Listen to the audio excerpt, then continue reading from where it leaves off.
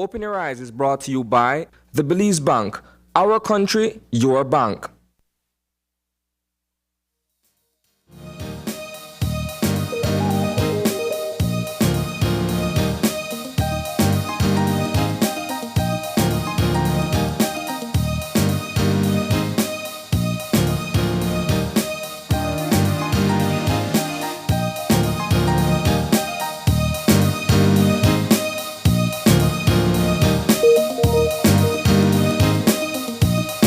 Good morning and welcome to Open Your Eyes. Start your morning right. I'm Marlene Cuellar. And I'm Asana Caetano. Good morning. Thank you for joining us. Of course, it's a Monday morning and the cold front is here. This time we really say cold, not chill. No rains? No, it is. It's delicious though. It really is nice to feel these types of temperatures in Belize. The beauty of it for me, if I was sort of, hesitant to get out of bed this morning because of the chill, I took a cold shower and that balances off everything, right? My science teacher would say something like, you have to maintain homeostasis, right? Yeah, yeah. And Same they actually say outside, same temperature. And the cold will help you to generate more heat to warm up. But there we go. Yeah, that's a different level of bravery. I'm not there yet, but it is really chilly. And we started to feel it coming in yesterday. Mm-hmm. And yeah, I hope it sticks around for a while. Yeah. I'm good with it. It's a welcome change. Yeah. Of course, there's a lot to get into, but let's shift gears to some motivation to get us started. So we'll talk about our eye opener. And our eye opener, taken from dailyom.com, goes like this. When we view life from a place of lack, that's how we'll experience it. Shift into gratitude and watch your world change. We all know what it feels like to want something we don't have. It may be a pair of expensive jeans, a romantic partner, rent money, a certain attitude, a car, or a savings account. This is part of life. And in the best case scenario, we experience a flow of money and material possessions in and out of our lives.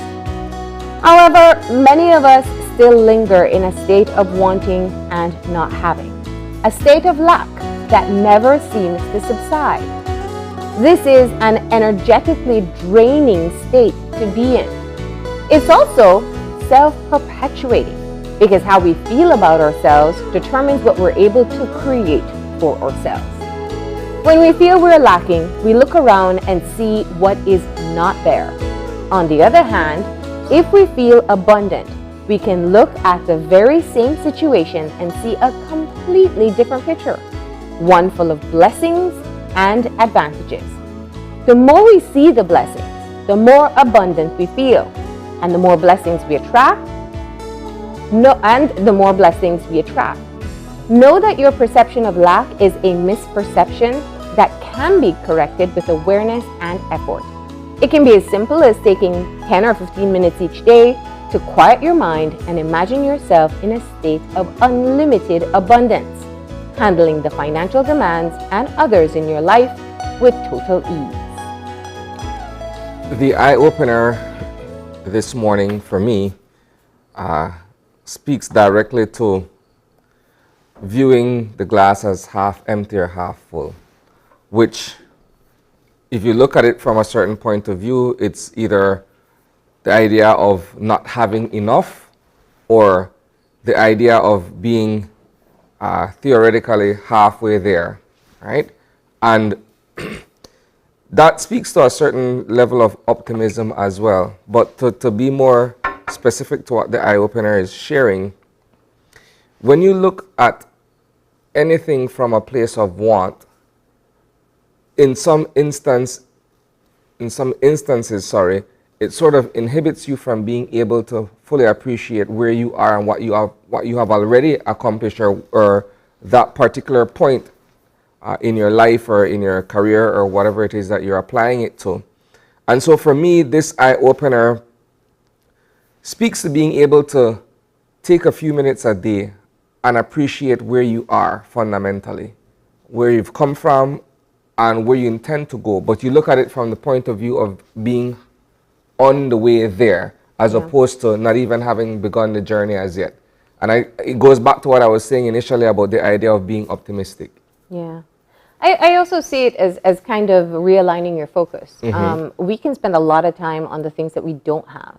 Yeah. And dwelling in that state of feeling disappointed or frustrated or in some cases angry that you don't have things that perhaps you feel you deserve or want or worked for. Yeah. But very often it's in those states that you end up neglecting the things that you do have. And I think that's a good point to start with. It's kind of like give gratitude for the things that you have that, you know, if you lost them, you would probably be wanting and lingering for them as longing for them as much as you are for the things you don't have. So taking that moment of appreciation and being able to say, I'm blessed for health, I'm blessed for job security, I'm blessed for some of the little things that would make a significant difference in our lives if we didn't have them. But interestingly, those are the very same things, Marlene, that we often take for granted, right? The simple things such as you've mentioned, job security, such as being able to have a core group of people around you that you can relate to, and those are the ones who would provide advice and guidance and what have you. Oftentimes we overlook the importance of these very small things, if I may. And it's when we don't have it that then we realize, you know what, this meant so much to me. And because I may have either been consumed in myself or the things that I'm pursuing, I totally overlook the importance of those roles. So that's a great way to start your week. Take a moment to be able to think of the things that you do appreciate having in your life. Maybe you have it in abundance, maybe you have just enough. But the point is that you are not lacking in those particular areas, and gives you a chance to really start off your day and your week in a far more positive attitude. Yeah. There we go. All right, so that is the eye-opener for this morning, and we're going to find out about our weather. Our forecaster, Chris. Good morning. There we Cool go. and dry. The 24-hour forecast. Sunny with a few cloudy spells today and clear to partly cloudy tonight, with conditions being cool and dry. High temperatures for today will reach 78 degrees Fahrenheit along the coast, 76 degrees Fahrenheit inland, and 68 degrees Fahrenheit in the mountains. Low temperatures for tonight will be 65 degrees Fahrenheit along the coast, 58 degrees Fahrenheit inland, and 53 degrees Fahrenheit in the hills. Winds over the open sea will be from the north to northwest at 10 to 20 knots, and sea conditions will be moderate to rough. Please note that a small craft caution is in effect for occasionally gusty winds and rough seas, especially in large swells beyond the reef. High tides occur at 10:29 this morning and at 9:37 tonight. Low tides at 3:24 this evening and at 5:05 tomorrow morning. The moon will set at 6:17 this morning and rise at 5:33 this evening. Sunrise is at 5:26 this morning and sunset at 5:39 this evening. The extended forecast: mild and mostly dry conditions for Tuesday and Tuesday night. And this has been this morning's weather report from the National Meteorological Service. All right. There goes your weather forecast. Yeah. And that kind of To keeps in line with what we're continue saying. into Tuesday. Definitely, definitely. And it will be dry. That's the good part. You don't have to be dodging rain in between. All Just right. pack a nice little sweater along with you and you're good. Yeah. It's soup weather. That's what it is. Yep. All right, but of course, with the housekeeping out of the way, we're going to shift gears to talk about the big stories coming out from the weekend and what we can look forward to in the week ahead. So we'll move into Eye on the News.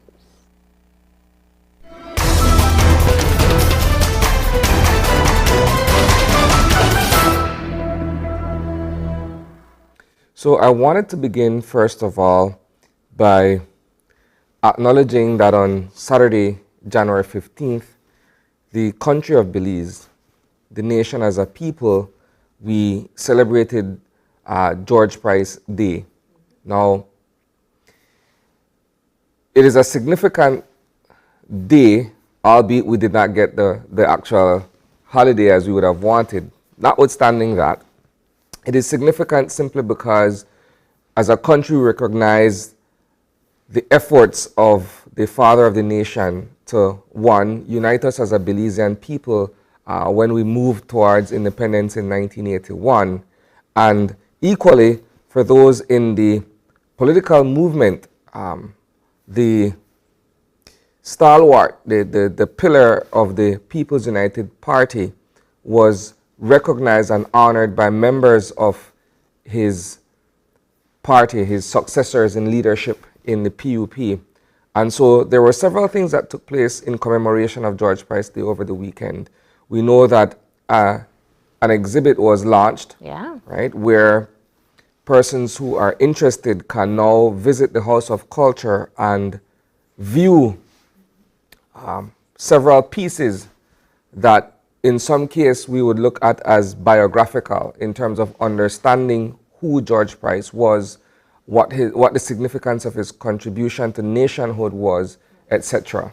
Right? And I recall from the top of my head that Benque Viejo is one of those places where if you understand the life of George Price, Benque Viejo meant a lot to him, right?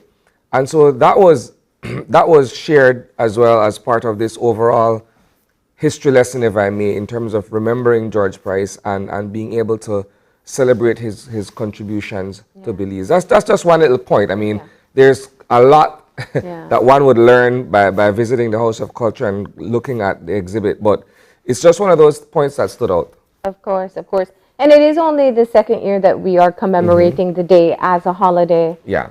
So I know the exhibit has very iconic pieces that are a part of the history of this country because he was the leader at the time taking us to our independence. So his actions and his contributions has made us Belize today. And so from, you know, I always think of the last interview when he talks about the table, that this was the table that they sat around. And that means it's part of our history. It's interesting because when you go through formal learning in our education system in Belize, right? You go through social studies, which is oftentimes the precursor for Belizean history. And then you learn all of these things in terms of the people who were integral in bringing us together and the move towards independence. And the fact that for the better part, George Price was at the forefront of that movement, right? And to see that the nation of Belize, notwithstanding the party politics that seems to govern the day, in a manner of speaking, the nation of Belize can come together and recognize this individual as the icon that brought us to that point, and the fact that we've grown since, right? So that's the first thing that I wanted to do, to put that out there, that yes, there was a celebration and he was remembered fondly by the country of Belize. Now, the other thing, Marlene, is there were several incidents over the weekend that involved persons in uniform, if I could use that vague description. I say persons in uniform because what we're about to discuss involves a customs officer, a police officer, and a Coast Guard, albeit in separate incidents, but I'm simply using that as a broad description, right? So we know all that public officers. Yes, all public officers, indeed. So we know that on Saturday, January 15th, sometime around 10:30 p.m., a customs officer en route to Belize City from Independence lost his life in a tragic road traffic accident between miles 17 and 18 on the George Price Highway. And this is 43-year-old Rudolph Williams, right? He was driving a Nissan Armada on his way to Belize City, and somewhere in that vicinity that I mentioned earlier, he lost control of the vehicle and it overturned, and he was flung out of the vehicle. He succumbed to his injuries as a result of that RTA. Right? So that was the first incident that we reported on in terms of persons who are public officers. And then there were two other instances where one, a police officer reportedly, and I use the word reportedly cautiously because the account that he provided seems to be conflicted. So the officer, Akeem Jones, was apparently driving his vehicle along Water Lane. He reportedly came upon an incident where some persons were administering a beating to someone he knew, not necessarily by name, but he was able to recognize that individual. And in terms of trying to separate the fight, the two persons to part the fight, he got injured. Apparently he was stabbed behind the ear and in the left hand. Now, that account is being questioned simply because apparently surveillance camera that caught the incident shows something else, right? So the version of events as far as this individual has put forward is being questioned, right? So that's the first one. And then the other one now involves a Coast Guard, Kyle Humes. He was attacked at his residence by two persons, right? And he, Mr. Humes, is a resident of Hart Street in Belize City. And so he, as I mentioned, he was attacked by two individuals who proceeded to stab him, right? So he too is hospitalized as well. It's interesting because if you look at the three things that I just shared, these are persons who, for all intents and purposes, are a part of our overall security apparatus, as we would describe it as. The customs, the police, the Coast Guard, right? And it just goes to show that, well, notwithstanding the incident with Mr. Williams, who died in an RTA, that people don't respect, or it would seem that way, that people don't respect persons in uniform enough to say that, you know what, if there is a grievance or however they feel towards them, they don't step back and say, you know what, this is a member of law enforcement. They just do what they feel they need to do in that moment. Right? So it's just something that I was also putting out there for interest. But I do think when you think about it, I think the erosion of trust or confidence in uniformed personnel has eroded over time. And that's been something we've posed to Minister of Home Affairs a few times, and even the Commissioner when it comes to the police department especially. I think, but beyond that, you know, one of the interesting facts is that we don't usually get as many stabbing incidents as we've been seeing of recent. We're very, especially in Belize City, we're more accustomed to hearing of gun violence. That was one observation I made. I know when it comes to Rudolph, the customs officer, he, of course, is very well known, and I think there was an outpouring of sympathies online from persons who recognized him and knew him. So that's such a tragic incident, and leaves behind his family to mourn. As for the police incident, it's interesting that there is security footage. I do hope that this is able to clarify exactly what happened there, whether it was an attempt at breaking up a fight, a heroic act, or something else that took place there. Yeah. So, okay, those are the initial points. The other one is a story that we're sharing simply because the individual essentially grew up with us here at Channel 5 and moved on to become one of the well-known young faces in the entertainment and music industry. So we're talking about Marilyn Vanson, who over the weekend came forward with her struggles with multiple sclerosis, which is MS for other people who wouldn't know, right? And the fact that she is now making a public appeal for assistance in terms of dealing with the treatment. Now, the diagnosis is clear. She's suffering from MS and the effects of MS. But she's also looking for treatment outside of the country. Well, right? She wants access to the medication and financial assistance in being able to cover the cost. Of course, you know, I saw the story yesterday. I saw the post, someone sent it to me, and I, you know, just feel so saddened by it. It's not a death sentence, I want to be clear, but it is a very debilitating disease. And the medication, as she clearly said, it's not going to cure it, it will slow it down. And so she is publicly. Now, Isani, this is what one of the things I do want to point out. It's not always easy for people to come forward and say, please help me. And she is somebody who's really grown in this industry. She literally grew up saying that she wanted to pursue music, and at such a young age is recognized as a talented performer, musician, and very professional in her craft. So it takes me back to when she declined signing on to the music deal. And everybody had questions. This perhaps, maybe, I'm not saying it is, but maybe this was part of what was going on at that time.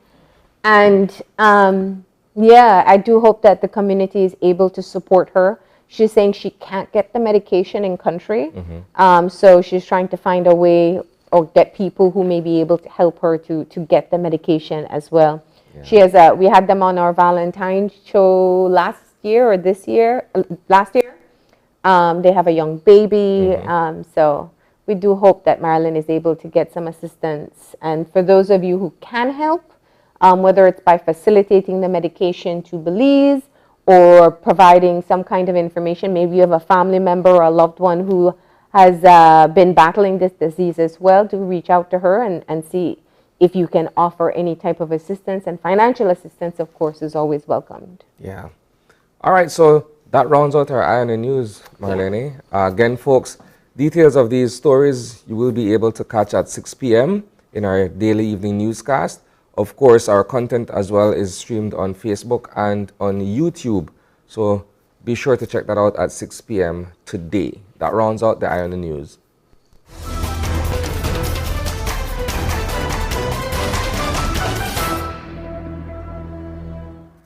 All right, and of course, the other big news is the shakeup at the Ministry of Health. Yes, and we didn't cover that because we actually have the new Minister of Health coming in as our first guest this morning. We're going to be talking about what he plans to do with this new portfolio, how he plans to put his leadership team together, and most importantly, why he feels he's the right fit for the job.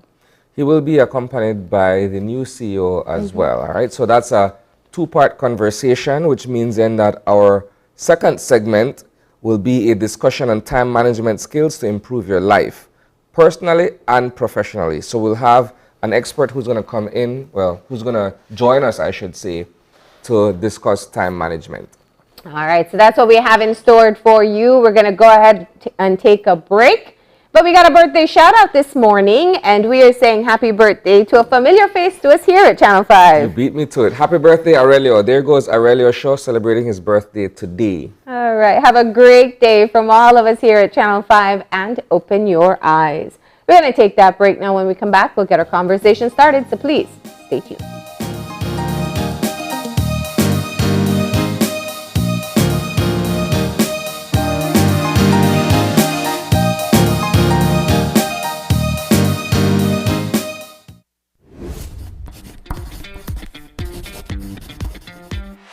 The ministry is collaborating with SpeedNet Communications to have a vaccination campaign for children ages 12 to 17 years. Children who get vaccinated will get a chance to win fabulous prizes, including backpacks with supplies, Nintendo Switch, tablets, book tuitions, and MiFi with 3 months data. Only children 12 to 17 years old can participate in this Smart and Ministry of Health and Wellness raffle. At vaccination sites, each vaccinated child, upon being vaccinated, will receive a ticket to place their name, age, date of birth, BHIS number, and contact information on, which will be filled out by a parent or legal guardian. The sooner a person vaccinates, the more chances he or she will have to win. Get vaccinated, please.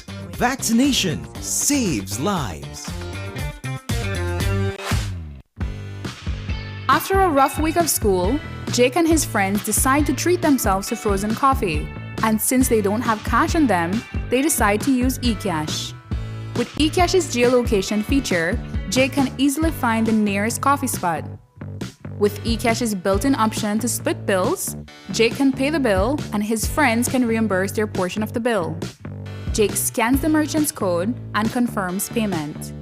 Jake then views his transaction history and taps on the transaction recently made, then taps the split the bill button where he selects the evenly option to evenly split the bill.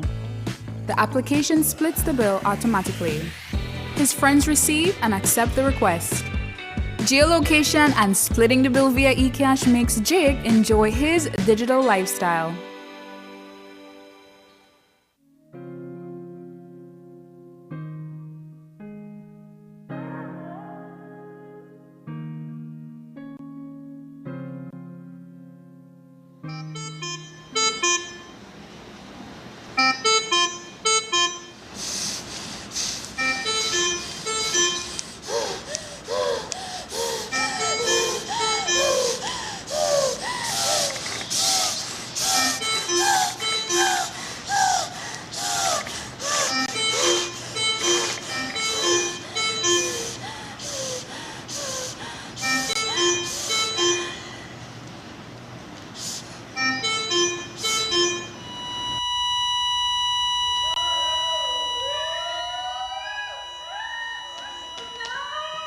This can be you. Get vaccinated. The life you save can be yours. This is a message from the Ministry of Health and Wellness. Whether you're at home, on the road, at work, or at school, if you see news happening or suspect that something might be up, call or text the Channel 5 News Belize tip line at 672-5555. You don't have to give us your name, just give us the tip. That's 672-5555. Call or text us so we can check it out. And we'll be back in a few, so stay tuned. Thanks, Jen. Hey there, we know you have to head out to work shortly, but don't forget that you can stay tuned by watching us on our Facebook live stream. Find us at Open Your Eyes BC, and you can continue watching there. You can also download Facebook Watch on your streaming device, and you can watch at your own convenience. And for all the behind the scenes fun, follow us on Instagram at OYE Belize. So, find us and follow us today.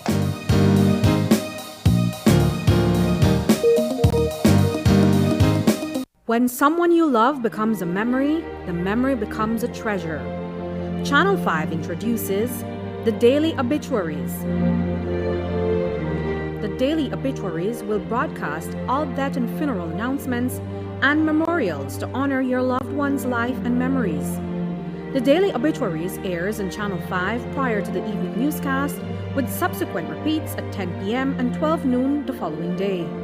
It will also be placed online on our social media platforms, all for a standard package fee. Celebrate their lives and memories with Channel 5's Daily Obituaries. Honor in life and reverence in death.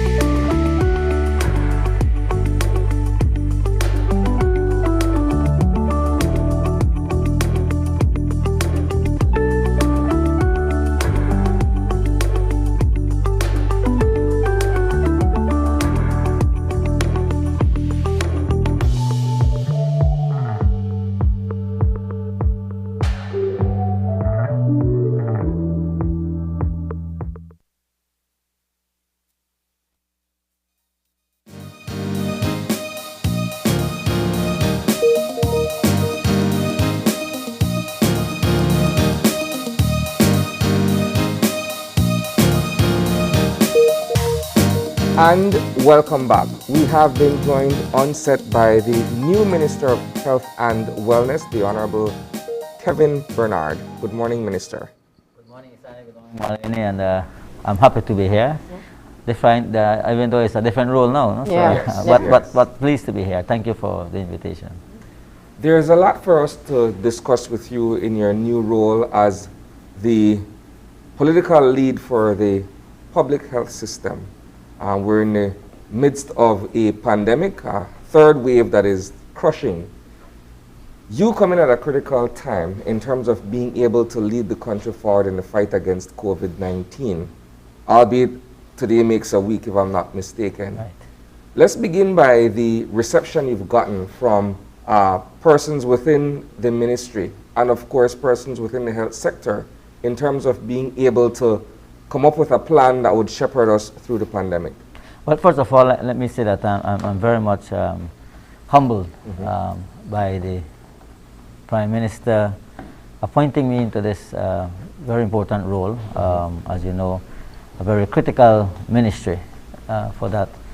But I'm also humbled by the support I've been getting both from personnel within the ministry, for those who I've spoken with so far, and of course outside from the private sector. There's a lot of medical professionals who have reached out to me, again with great optimism that there is, they believe that there is hope to turn things around at the ministry.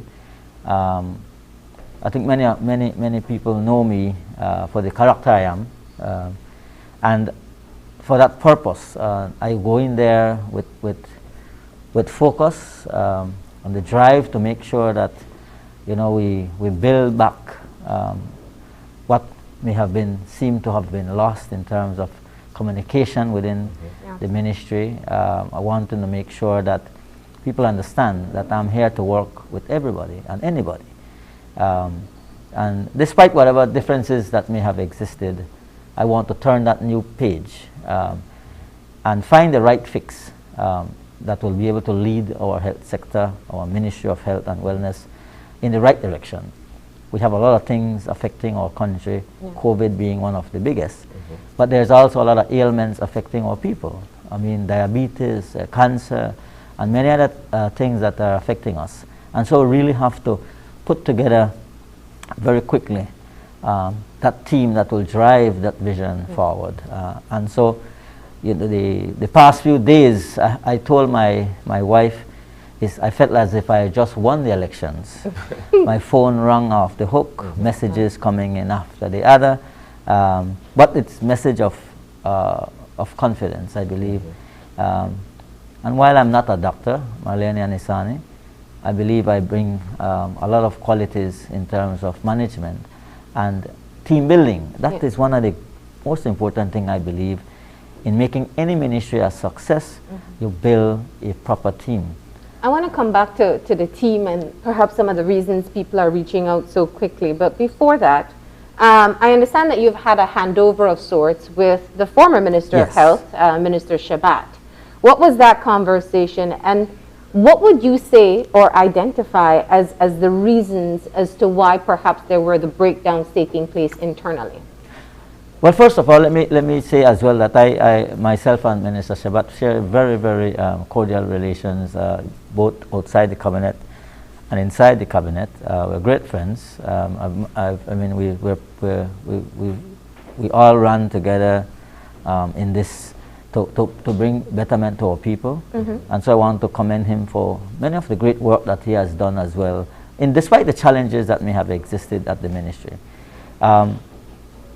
But definitely, I think that from information I've gathered, I mean, like in everything, Marlene and Isani, there will always be issues, there will always be challenges.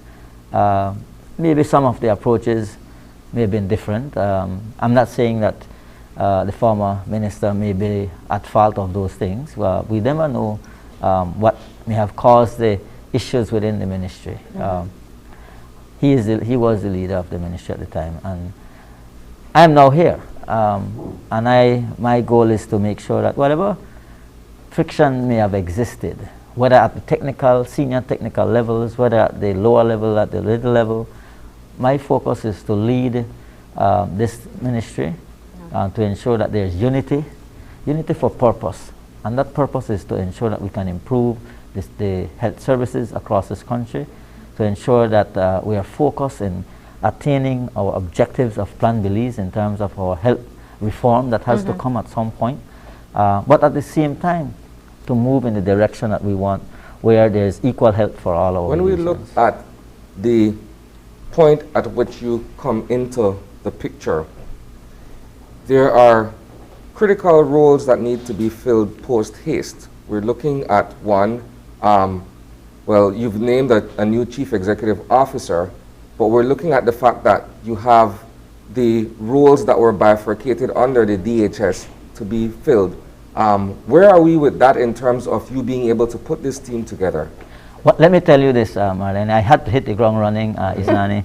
From the get-go. Sprinting, maybe. Yes, yes. Yeah. I told somebody, so it's like, you know, when you're running a horse race, you know, you get in that saddle and get in behind that gate, but the gate was already open, so immediately I had to straight out the gate.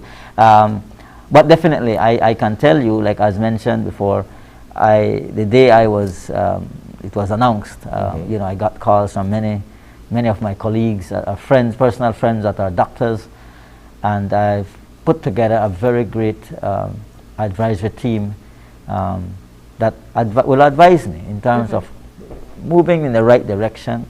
We were able to then, and thankfully we have been able to identify a CEO by the name of Dr. Julio Sabiro, who I will personally be meeting sometime today to ensure that we start to chart the way forward for the ministry. But I totally support the fact that when I got in there, I said the first thing needs to be done is to let us address the issue. And when I met with the former minister, that was one of his biggest thing as well, that, you know what, we needed to fill these positions. Yes. There exists some bureaucracy in government, as we all know that. But I've said to the FinSec, I've said to the Ministry of Finance, understand it is at you. We need to get this going. So the interviews have already happened? No, there's no interview. The creation of posts that has to be created by the processes that happen. But they've been advertised for applications. Advertisement has been done. So all we want to make sure that that final stage is there before we do all the interviews and select the selection of these posts. Now, with all that said, Marlene Isani, I've been talking, seeking advice, looking at the best fit that we feel that can fit these positions. And despite what may have happened with Dr. Manza, I believe that Dr. Manza can continue to play a very significant role in this ministry at a senior level. And I am prepared, and I have also reached out to him over the weekend. And today, in fact, I will be meeting with Dr. Marvin Manzanero to see how we can solve this issue amicably. Your intention is to keep him on your staff? Yes, I would want to keep Dr. Manzanero at some point in some senior position. I think he plays a very critical role in the ministry. And like I said, despite what people may say, I'm not going in there to look at the political part of things, but to ensure that the professional part of things are done in this ministry. We have a lot of great technical people, doctors, medical officers, professionals that wants to contribute to. So there are key positions. The Director of Hospital Services, the Director of Public Health and Wellness.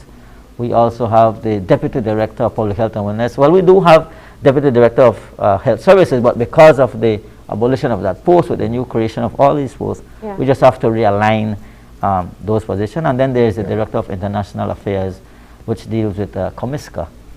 And so it is in those that we are looking at several individuals, candidates that we would want to encourage, or if they have applied. I think we have to look at the best fit, Marlene and Isani. Let me just come back to the Dr. Manzanero meeting that will take place today. The question is, of course, the public has seen no less than the Prime Minister himself declare that Dr. Manzanero mismanaged the pandemic, and in fact made it clear that they wanted someone else in that post. So if your political leadership and former Minister of Health have said they did not want to work with Dr. Manzanero. Are you going against the grain, saying you want him on your senior team? Well, I don't think that it's going against what the Prime Minister may have said. I mean, they remember, that has nothing to do with where I would want Dr. Manzanero to fit in at the ministry. Like I said, I think he brings his own qualities, his own. Let me just address the issue in terms of the epi unit, for example. That's one area he was. I believe that we have another great person that we can bring on. We are talking to. In fact, we will bringing over Dr. Russell Manzanero. The other Manzanero. Yes, to head that unit. I think that unit needs leadership as well. And there are many other epidemiologists that have been expressing their interest to come in to work with the ministry, to assist the ministry in that unit, because there's a lot of issues affecting this country. But at the same time, we have to seriously sometimes take a step back and look and say, you know what went wrong? How could it have been addressed? What was the best approach that could have been taken? I want to take that proactive approach and look at things from a different angle, through a different telescope, as you will say, and then let us find a urgent and quick solution to this problem. Let me ask now about, you said you put together your own personal team of advisors. Yes. There's the task force that advises the government. Is that separate? Yes, there are two different task force. So two different committees. Okay, so the group that you're working with, you know, they always say in leadership, surround yourself with good people. Right. And the key part here is what purpose or what ties do they have to what types of systems? My question is, are you talking to people who work within public health? People who understand that beyond private practice, the majority of people are going to access your clinics, your regional hospitals, and eventually the KHMH if they need any sort of treatment. Well, one of the things that I have in terms of the person that I have been meeting with are people who have served for years in the public service, but maybe have been now in private practice, or private medical profession. But these people have years of experience in public health management, in working with the ministry before, and so they know the ins and outs of the health system. They know what are the challenges facing, and sometimes you need to always look at persons outside of the ministry to also give you a different overview of what they feel.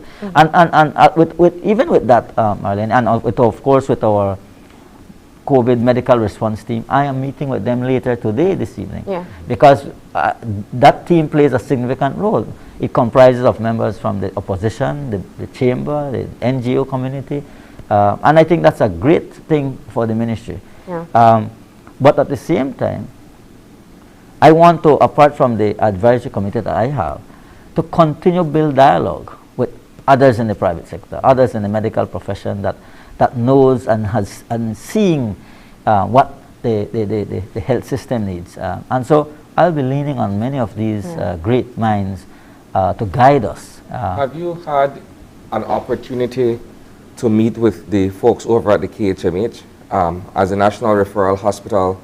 In terms of the pandemic situation, almost all the traffic is directed to the KHMH, so they're also critical in the overall function of the health sector. Well, I've met with the chairman and vice chairman so far of the board last week, Friday actually, and I am scheduled to organize a meeting with the board first of all, and then go into the KHMH to talk to the people there. We want to ensure that we build great relationship with the board as well. As you know, EHMH should operate more from an autonomous level. There should be no heavy-handedness over there, and I feel that we want to ensure that we build that relationship as well with KHMH. So definitely, like I said, these past few days and this week will be very, very, very busy for me because I do intend to meet with all of these major groups that all fall part of the health umbrella. Minister, I think over the past year, there's been a gradual erosion in public confidence in the administration of the public health sector from the ministerial level down. Now, you come in at a point in time where, again, we're in the throes of the third wave, And there are a lot of people who are skeptical at this point, either having had tough experiences going through that system once they've been diagnosed with COVID, or seeing how in some cases the response to the pandemic may have been lethargic. How do you now go about building public confidence at a time like this where the disease is raging? I understand the concerns of and you raised some very valid questions and points there. But I think, as I said, Isani, earlier, if you put the team together, that is what is lacking. You need the team to guide you. And without these key persons in place, we will continue to see the same results. Yeah. So for me, it's very important. And that's why I stress on that we need to build an effective team that will lead the country's effort and the ministry's effort in attacking and fighting the war on COVID. But not only COVID, all the other issues that we may be not focusing on, but has to be addressed. The issue of HIV/AIDS, the issue of diabetes, the issue of cancer, all the other ailments. And so we have to take a comprehensive look. I believe we also have to, I would want to reach out to both, and both from the public sector and the private sector, for us to take a great stock of what needs to be done. But when you say team, are you talking about technical persons Yes, the technical employed in people. public That is service? right, yes. Okay. I'm talking about the people that needs to be The directors that of you want to have. hospital services, the director of public health. These are the people I'm talking about. Now, how do you envision your role moving forward? Different ministers in the past handled it differently. Under the past administration, the minister was not visible, nor the CEO. In fact, it was mostly Dr. Manzanero as the face of addressing the pandemic. Then with Minister Shabat, we saw more of him taking an active role. How do you think you will, or what's your plan on how you will be involved? One of the things that I want to do, of course, as the minister responsible, people will see me as the face, but I think that we have to look at the most important critical thing here. We have to depend on the technical people that leads these units to be the face of these issues at the same time. I mean, I want to give credit to Dr. Melissa Diaz-Musa, who has been extraordinary. I've only heard nothing but great things in terms of her work that she has been doing. And I think that she plays a very critical part of this ministry and the work that I want to move forward as well. So my role will, as the minister is to work and support these technical people. And likewise, like I said to somebody, leadership is not just from top bottom, but from bottom up as well. And so when you strike that balance, you are able to be more efficient and more effective. And so answering some of the tough questions, I'm not a medical person.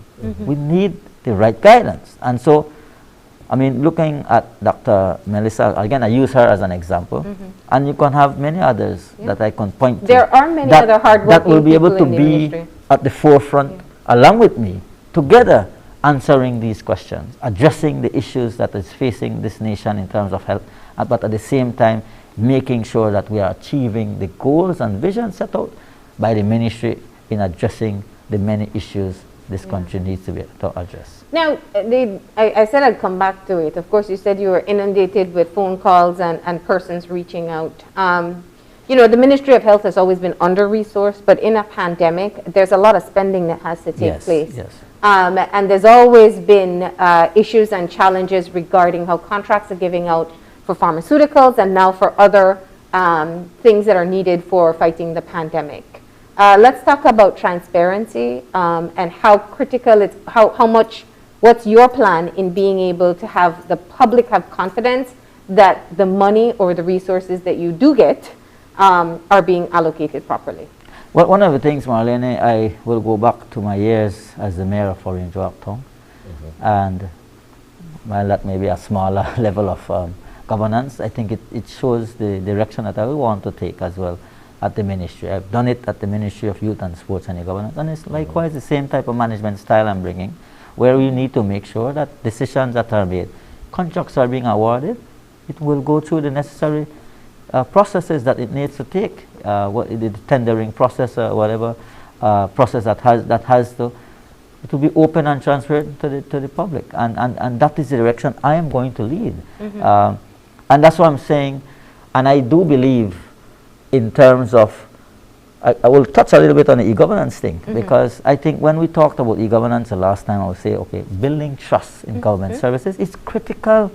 We need to make sure that we use e-governance to our advantage. Digital transformation of government is also part of making sure that the good governance agenda is being achieved. And I am going to play a very significant role in ensuring as well that we at the Ministry of Health moves our ministry in that direction too. Because people want to see trust restored in public life, in governance. And so I want to champion that.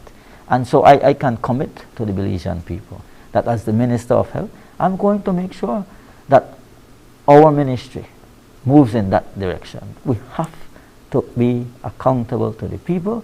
We have to be transparent and open to the people. So these things shouldn't be things happening behind closed doors. There's a process, and once the proper process are followed, there should be no problem. Minister, the CEO's position is an appointment, and you've identified Dr. Sabido as the person who's going to be the Chief Executive Officer of the Ministry of Health and Wellness. But there are skeptics out there and other people who believe that he doesn't come with the requisite experience in the medical field or the system itself to be able now to be the chief technocrat at the head of the ministry. Walk us through that process in terms of how he was identified as the person who's going to fill that particular post. Well, one of the things, as you know, as a minister responsible now for health and wellness, it gives us the opportunity to be able to select somebody that we feel will be best able to move in a direction that I would want to go. And while there may be that skepticism, as you say, out there, I mean, the same thing people may say about me, that I'm not a doctor and why I'm the Minister of Health. But it's not about that. While Dr. Sabido, who has a vast majority of experience in the health system, he has been in the ministry for some time, he knows the running around in terms of the ministry. His role now, apart from when he was a technical person, his role now is more administrative. And the function of the CEO is administrative. We must both depend on the technical people that will guide the decisions of the ministry. So you see, there's separation of powers, as they say. You have to know where your role is. And that is the direction I'm going to, I want to ensure that happen. I can't go to the doctor and say, this is what I want you to do. I'm not a doctor. They are the ones that has to guide the policies and the processes and, of every unit that we govern at the Ministry of Health. So the CEO plays a very critical role. Yes, he's the accounting officer. He has to make sure that what is being spent properly, and the oversight comes with the minister as well. So we set the policies as government. They execute the work. The technical people makes the decision that will best trickle down to the improvement of services to our citizens. That is critical. Sorry, how involved do you plan to be in the selection of the 3 directors? I believe that the interviews haven't started yet. Yes, that hasn't. Or shortlisting. I believe, Marlene and Isani, that as the minister, I would really want to see the best fit of doctors, technical people that will be able to lead the ministry. But there shouldn't be much interference from me as the minister, because I think there's a process.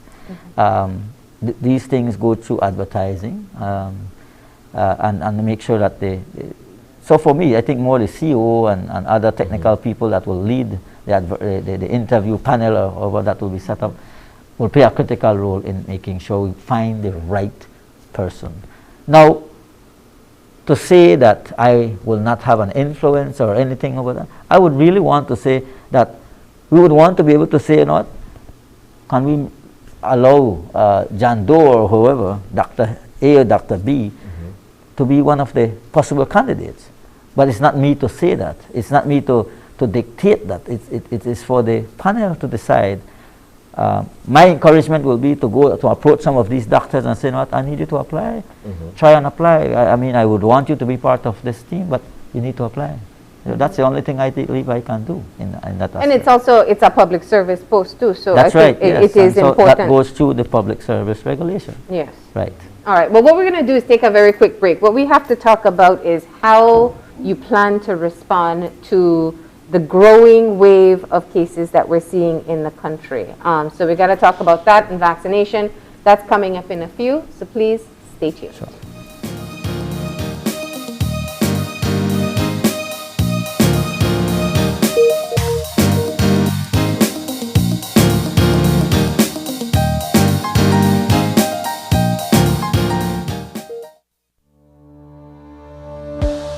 Working off-site doesn't mean you have to be off your game. Studies have shown that simply adding a keyboard and mouse to your laptop increases productivity by 26%. Add a monitor and you'll be 35% more productive. At Fulltech Systems, we have what you need to enhance your remote work or e-learning experience. With devices such as headsets, video conferencing monitors, webcams, keyboards, mice, docking stations, all with the brands you trust. Keep connected with collaboration tools like Microsoft 365 Suite and Kaspersky and perform efficiently no matter where you are. Fulltech Systems, your technology center, where you'll come for the price, but stay for the service.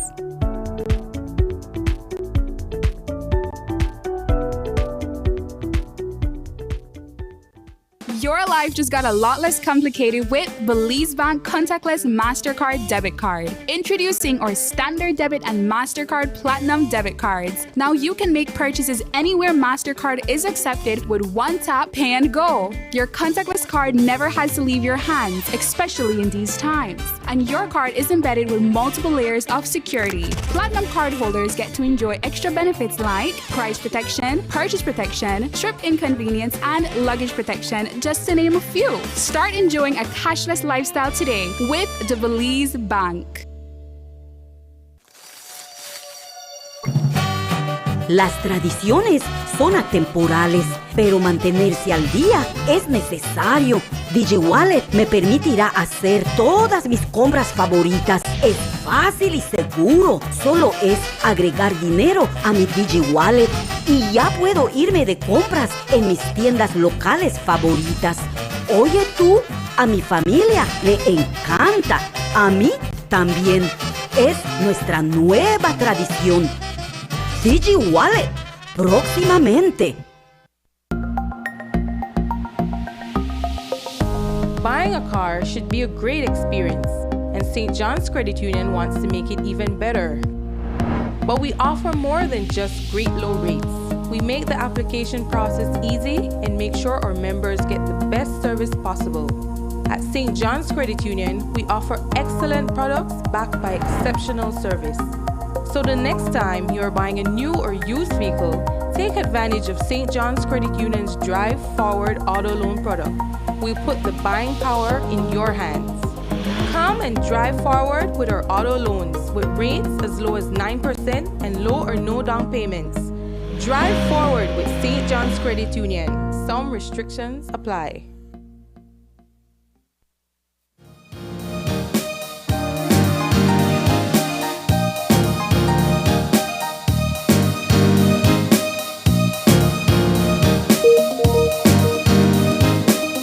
We are back and we're moving into the second part of our conversation with the new Minister of Health and Wellness.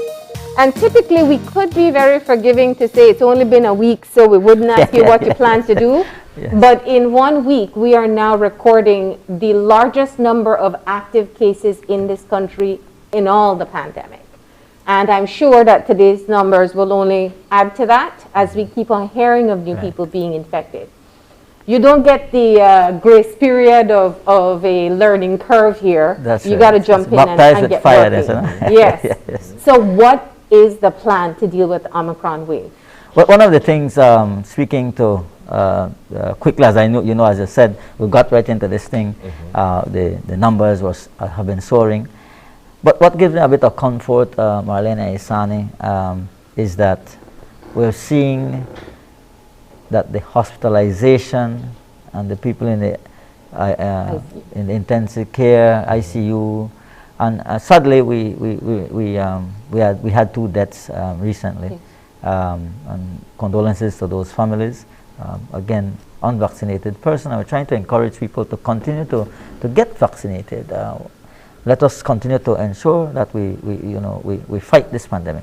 But indeed, as the numbers are reflecting, and you earlier mentioned, Isani, the 3rd wave. From what we are understanding from the EP unit, we feel this is the 4th wave already. Okay. And the numbers have been soaring, and they feel that within a week we should start to see some sharp declines in numbers as well. The Omicron, apparently, from what has been shown, doesn't last as long as the Delta and the other variants that we have had over the years. So we are hoping that while there is a rise in numbers, we continue to see less hospitalization. We're hoping that is the case. We're hoping that there's minimal need for us to have, and we're hoping that there's 0 deaths. But we also need to ensure that the campaign to get people vaccinated is boosted. I know, talking to Dr. Beer, a wonderful lady, I first met her, but so passionate in the work that she has done, and I want to give them my much more appreciation on behalf of the former minister and of course on behalf of myself, that these are people that have been behind the scenes working, strategizing, putting every effort, and in speaking to her, for example, in the Toledo district where the numbers the uptake of vaccines are a bit low, they've been trying all sorts of things, house-to-house campaign that has to take place. Somebody said to me, we need to go like when you're politically campaigning, let's go on the ground and just get the message out and get people and convince people to get vaccinated. The numbers that you are seeing in terms of person vaccinated, when you look at the target age, the target range, the targeted population, we are at a higher rate. But when you're comparing it to the overall population, it's somewhat at 48, 52 in some levels. Hovering below 50. Right, so hovering below 50 for fully vaccinated. And now we are also starting to ensure that we start to put more the people that are to be getting their boosters. So we want to encourage people as residents and persons around the country to go out and get your booster shots. If your time is where you are in the time period where you can get a booster shot, get your booster shot. It's critical. Well, so there's a lot of things we have to do, Marlene. That's one of the questions I want to ask on the booster. In some parts of the world, they're looking at classifying fully vaccinated as a person who's received their booster shot. I think our booster rates, what are we at? About a little bit over 20,000 persons. Right, yes, a little over 20,000. Out of almost 200,000 persons have received their boosters. That's right. That's very low. That's very low, yes. And we know that the booster helps in being able to fight off the severe forms of the disease. That's right. So what's your plan? What's the idea that you have going in on how we can get more people vaccinated and more people boosted? One of the things, like I said, I think the ground and house-to-house campaign that has to happen. I think it's critical that we get our people out on the ground. There's more education that has to take place, both utilizing the media, utilizing the radio, whatever options, but flyers. But nothing beats that personal house-to-house. I think that may be able to, and then we have to make available sites more accessible. I think that we have to look at where we are in terms of, I know we are very limited with personnel. We have to look at that factor too. Human resources is very, very limited. But as much as we try, I think we need to reach out to the business community, especially large businesses where we can go in and do campaigns. You know, we're going to go into Belize Bank, for example, and we're going to do a boost up campaign here at the Belize Bank, get everybody, and do all these major supermarkets, do all. So maybe those are some of the options that we can use to reach out to more persons. At one point, government considered mandatory vaccination, backtrack from that decision. What's your position on that? I always believe in the respecting the rights of everybody, of people. I do understand, Marlene and Isani, that people want to live and go back to some level of normalcy. But we must also, in some way, be responsible, right? I mean, if you want your freedom, then get vaccinated, man. So while we would not want, I do not support drastic, draconian measures in terms of demanding that people are vaccinated. I think there has to be a fine balance as to, and I use sports as an example. I always, as a former minister responsible for sport, I've always said, and we put together policies that you want to play sports, go and get vaccinated. We will open up sports, but for vaccinated people only. So it's somewhat like a type of mandatory thing, but not to that level that it's being draconian. And if Belizeans, I want to encourage our Belizeans listening and those that will tune in at some point. If we are to end this pandemic, if we are to fight COVID-19, we must do it together. Our frontline workers, our doctors, our nurses have given much of their time and energy, some of them sleepless nights, working extra hours. I mean, I take my hat off to them, listening to the many concerns just over these past few days. But we must be, as an individual, I must protect myself. You must protect yourself and your families and your loved ones. And if all of us think in that direction, Marlene, Isani, we can turn things around rather quickly. And so I think that it's very important that we keep stressing that to our citizens, despite those who have doubts. And I think we can how would I want to put it? Lay their fears to rest in terms of giving them the statistics, the science. Study the science, and you will see that it proves that vaccines save and protect you from being seriously ill.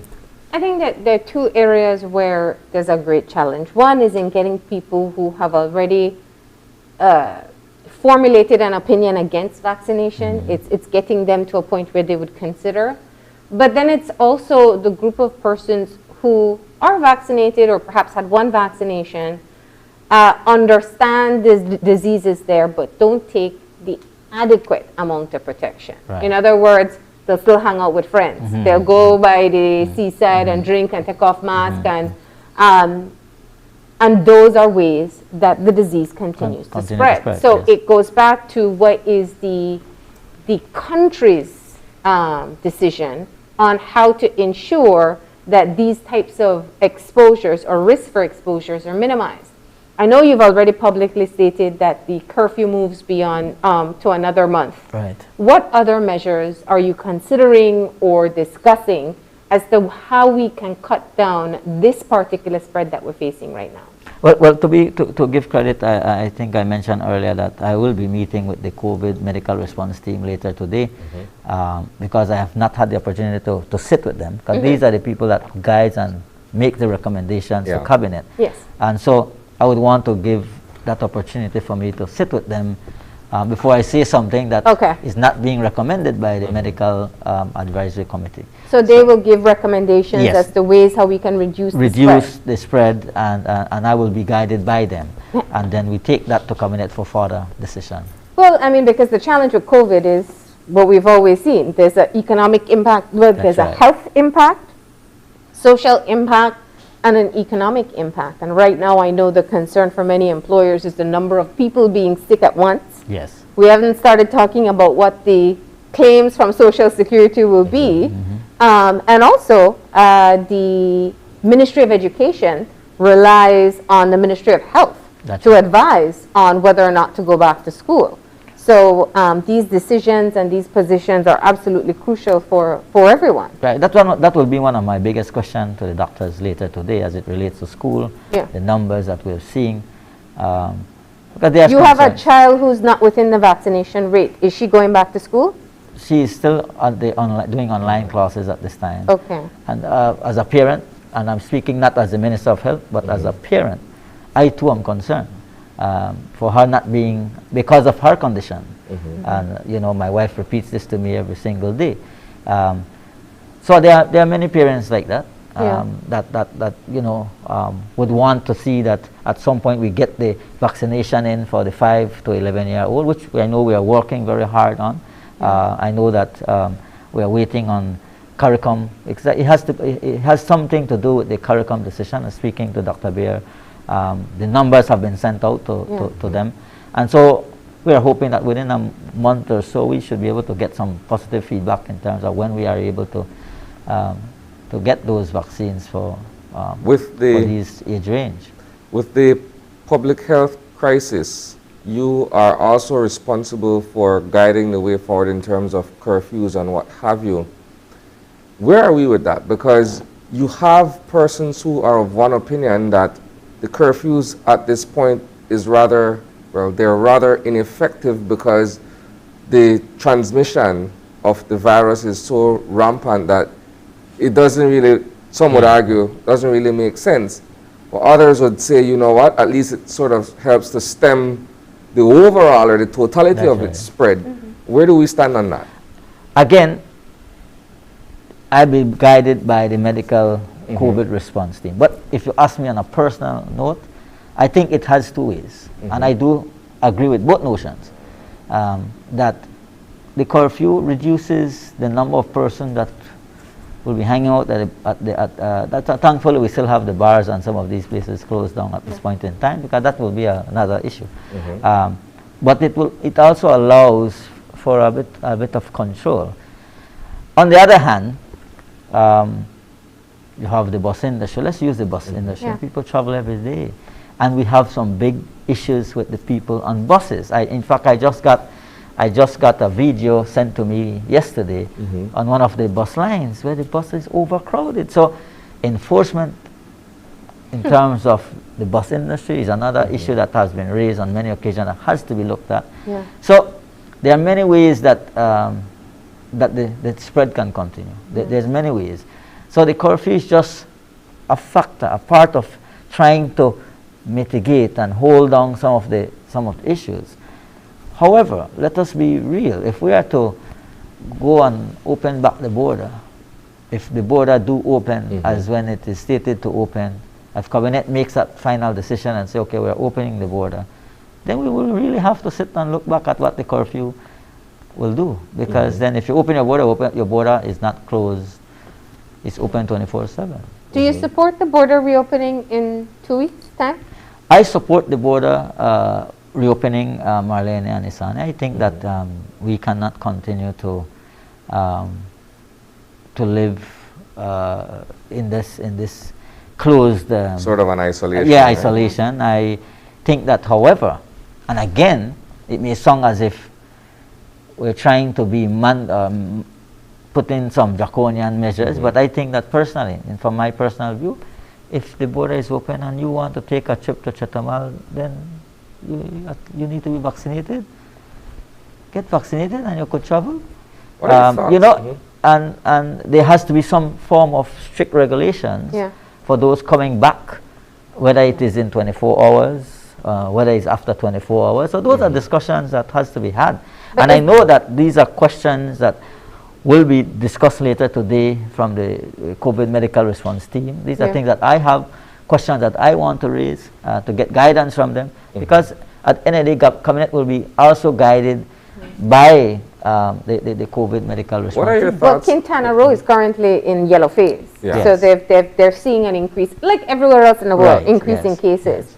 So is it still the right time, come February, to open the border? I will be guided by the medical people to decide, to advise me and to advise Cabinet what is the best option. Again, when we were discussing the border reopening, we did not have this huge number of cases. Yeah. So we have to really look, and then we have to look at what is happening across the borders. And so what measures do they have in place over in their countries so to avoid further spread and so. But again, I believe that we have to always look at the fine balance between whether or not we do it or whether we do it. Well, you got to also consider what is taking place currently within the commercial free zone. Yes. Over the past week, we've reported on a ballooning of cases there. And so while the idea is to be able to continue to spur economic activity, you're looking at a particular location in the country where, aside from the sugar industry, the free zone and all the commercial aspects of it creates employment for a lot of people who are in the north. And when you look at the number of cases coming out of the free zone, it stands to create an issue for people who live in Corozal, for people who live in Orange Walk, or persons who traffic in and around the CFZ. What are your thoughts on what's happening there? When it was brought to my attention, I look. We quickly look at the numbers. Out of almost 1,000 people that was tested, 174 the initial results. A little over, I think the percentage that they reflected, 10%. I think that while the results that we got at the field, and this is my personal opinion, a lot of these persons may not necessarily have contracted the virus at the zone. Okay.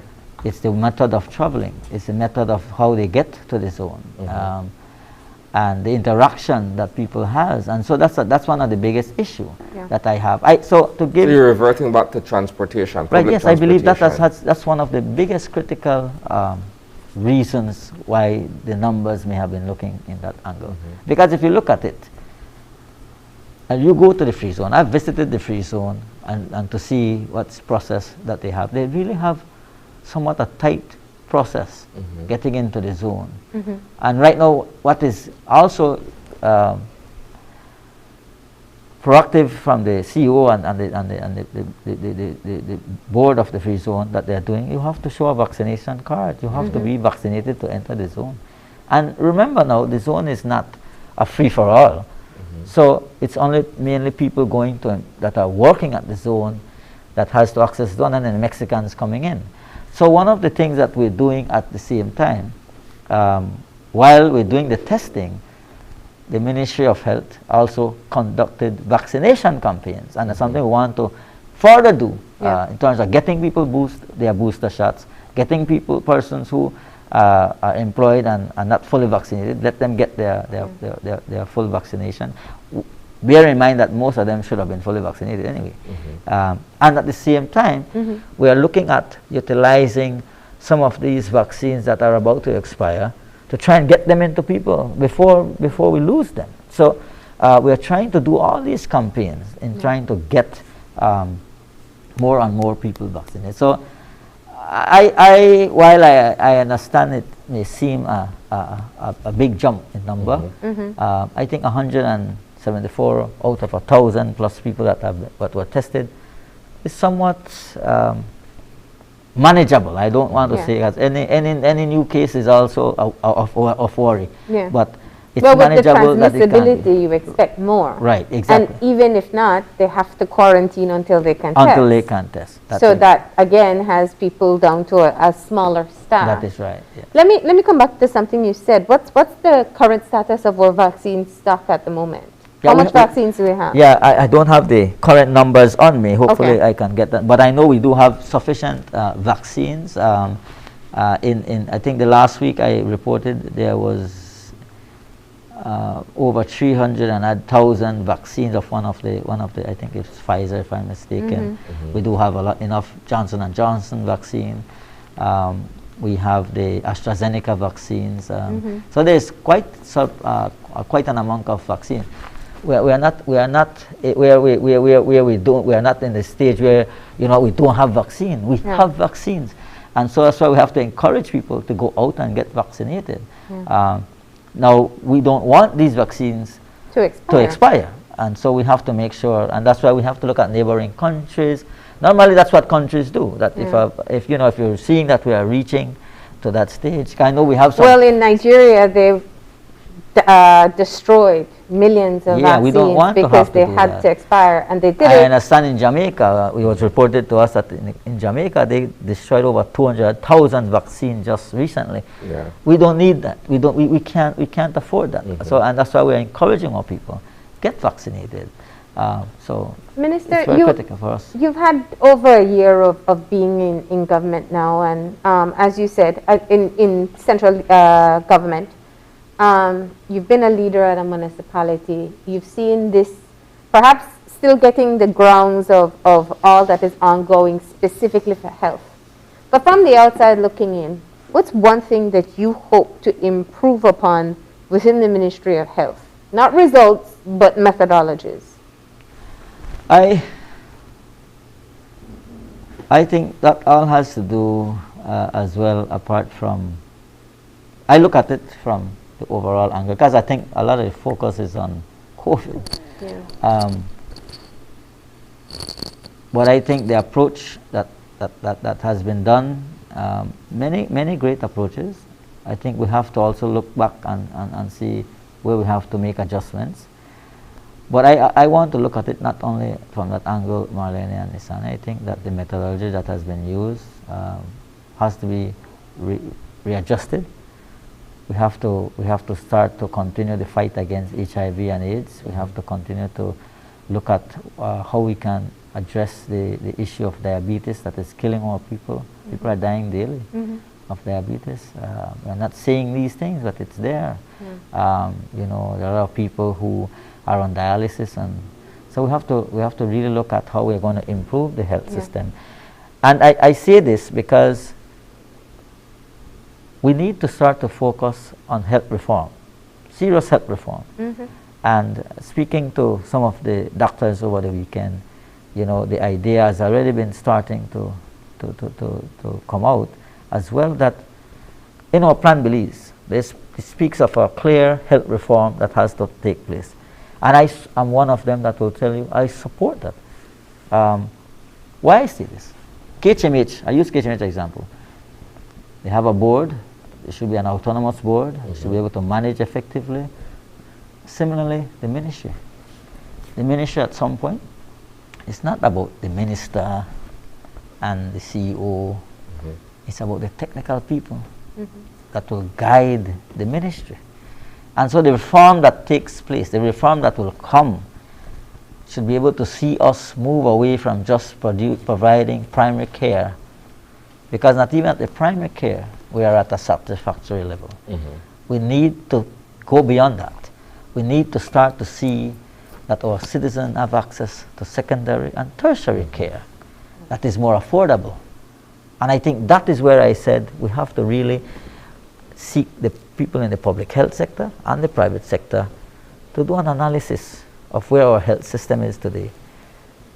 And let us come together and find solutions that will address that. And so it is from that angle I want to respond to that question.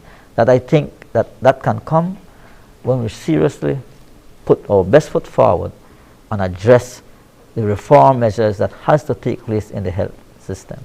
So you're seeing more of a macro perspective. Definitely. Let me just get you on two more issues very quickly. One, you know, the conversation is only starting to pick up now, but people who have been survived COVID are now showing symptoms of long COVID, very debilitating, very diverse. There have been people who are committing suicide as a result of not wanting to deal with the long-term effects. This is in other parts of the world. What's the plan in place to start to look at how you're going to treat these persons? And then also, shortage of healthcare personnel, specifically nurses. It's been difficult to be able to keep nurses in Belize. I know the government has implemented a scholarship program, but even up to today, there's still a shortage. You hit the nail on the head as it relates to the whole issue of nurses and people in the health system. And yes, there's the there's the issue that we have been losing a lot of nurses to other countries that they offer them better paying jobs and all that. So we have to, again, when I talk about the reform, it boils down again to that. We have to take a proper look at the public health sector as well, in terms of how are we going to ensure that our nurses can stay on board. We have to seriously look at when we are sending people. I will use, you see, we have the Cuba Brigade. We have sometimes, okay, 12 people going to get a scholarship. But we have to start to focus as well that when people are going out to get these educational opportunities, that they come back specialized. You realize that in Belize, there's not much people that come with specialties. They come back, general medicine and so forth, and then that is flooding the system. But you need more specialties. You have to, there's need for specialization in the medical field, and then so you have to get people who go and become but the argument is that they can't really, they don't make as much in Belize as they would make in other places. Those who do specialize leave the country. And I totally understand that, but I think that we have to find a mechanism in place that we are able to. I will tell you my personal opinion. If I am sending Marlene or the government to go and train to become a pediatrician or a gynecologist or a neurologist, then I expect that when you come in, you can serve this country for an amount of time. There's some bond that you have to put. But there is a bond. And I don't know how much people are held to it. And that is where I think has been lacking. There are times we go out and you come back, but they don't serve the amount of years that they need to serve. And then it continues to put a strain. But the issue of nurses is something that is very serious. I know that, and we're hoping that those young persons that were given the opportunity to get a scholarship at nursing, and I think about 75, if I'm not mistaken, could continue to contribute. So, talking about strengthening the nursing school, coming up with a medical school that is necessary for Belize. These are long-term ideas that people are talking about already. So I think from the macro perspective of things, those are part of the issues that has to be seriously looked at. We cannot continue to lose many of our nurses. We have to start to see more Belizeans taking on some of these serious posts as well. But they have to be specialized. I think that we have to look at that. So it's a tough decision, a tough task ahead. But I think with the reforms that has to come, there can be many of these things addressed over a few Minister, years. my final question, forgive me, is from a political perspective. How do you respond to your detractors who last week during a press conference came out with several concerns, including the fact that while you are not a medical person, not in training or otherwise, that there are questions about your ability to lead the overall ministry at this particular point in time, and the fact that you are coming in at the absolute worst time in terms of the overall crisis that the country is facing in public health. How do you respond to those criticisms from the opposition? Should I answer the leader of the opposition? The leader of opposition, I heard his comments. But I think they need to reflect and take a look at the mirror, I said to somebody, and that's what they did for the past 13 years. The Ministry of Health is not in this situation just over a year. It was run down, it was politicized, it was abused, and so despite the fact, regardless of what their comments are, I can say to them that my focus is on making sure that I lead this ministry with accountability, with focus, with enthusiasm, with optimism, and with the energy that it requires, but by building an effective team. And I keep saying this because I am committed to that. It's not Kevin Bernard. It is about all of us that will be able to achieve the objectives of improving and giving and making sure there's equal health for all citizens of this country. I have proven myself, I believe, over the years. And let me just throw a thing to the minister, to the leader of the opposition, sorry.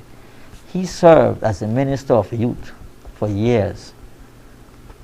And I met a demoralized, a broken system in the Ministry of Youth and Sports. We turned that around in 1 year.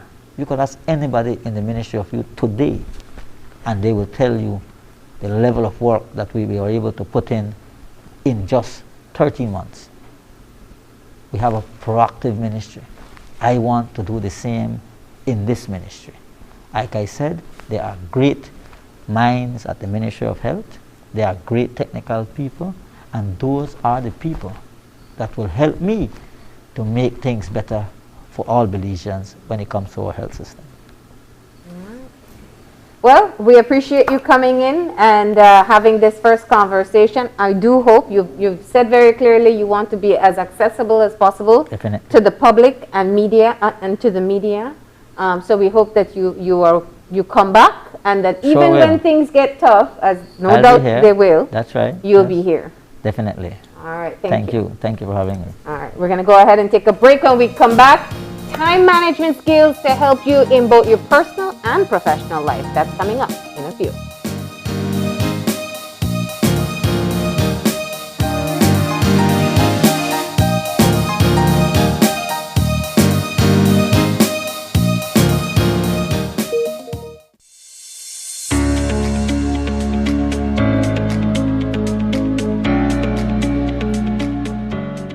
Child Development Foundation, or CDF as we are popularly known, has been partnering with Social Security Board since 2015.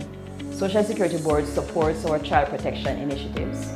They support us to build capacity for teachers and parents to identify the indicators of abuse. In particular, they support our counseling center so that we can provide trauma-focused counseling therapy to children who have been abused. Social Security has also supported our prevention program, the Rise Girls program, to help us to equip young women who are in primary and secondary school to understand more about adolescent development and also to build good self-esteem and to build safe social networks.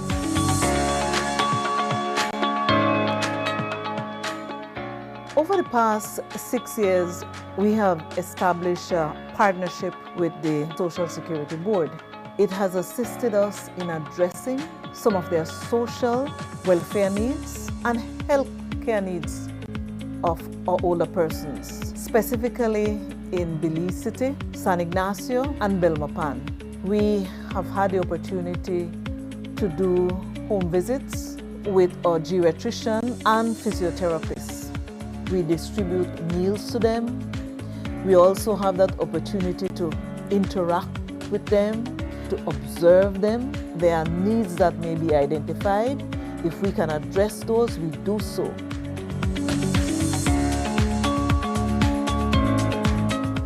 Social Security has been one of our biggest donors throughout the years, and the services that they provide to us is basically financial, and it helps with a lot of things here at the center, like bills and groceries. The center is a drop-in center for the mentally ill, elderly, homeless, deportees. They come here, they take a shower, they get their breakfast, they get their lunch, and they also do recreational stuff here at the center. They can watch television, they listen to music, they play games, and they just, interact with each other, because here it's like a family.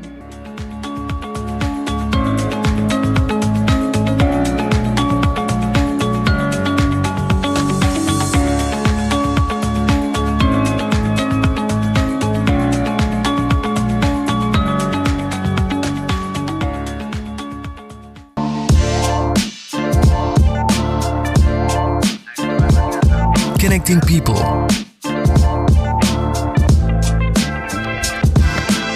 creating memories. Hey guys, so here we are at the Glaze Out Kitchen. I just prepared this amazing broccoli. Sharing a smile. Next Gen, the ultimate digital experience.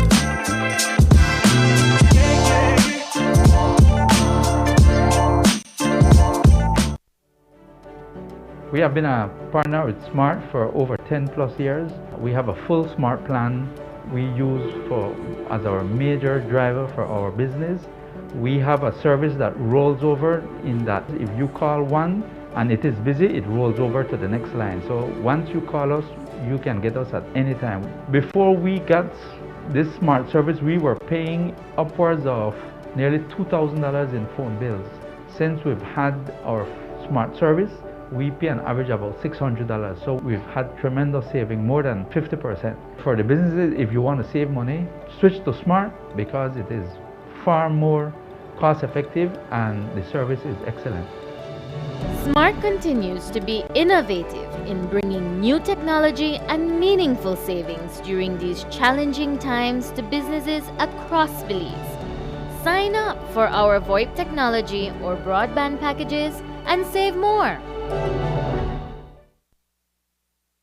Whether you're at home, on the road, at work, or at school, if you see news happening or suspect that something might be up, call or text the Channel 5 News Belize tip line at 672-5555.